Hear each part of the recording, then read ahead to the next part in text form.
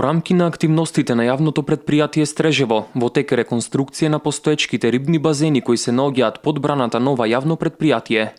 Едно од дејностите на јавното претпријатие Стрежево е производството и продажбата на риба, а целта на оваа реконструкција е зголемување на производството на риба и намалување на загубите на вода во рибникот. Ова година почнавме со некои инфраструктурни активности за подобрување на работата на рибникот.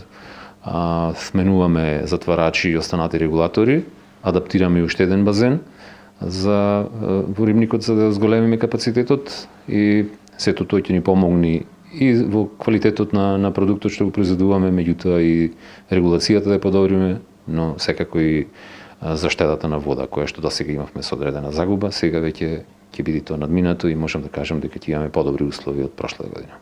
Производството на стрежевска пастрмка, како и нејзината продажба оваа година бележи голем раст. Веќе досега се продадени околу 50 тони риба, а со продажбата во наредните месеци се очекува годинава да биде рекордна за јавното претпријатие. Веќе втора година бележиме рекордни и во производството и во продажбата. Прошлата година продадовме околу 58 тона, а производството ни беше околу 70 тона.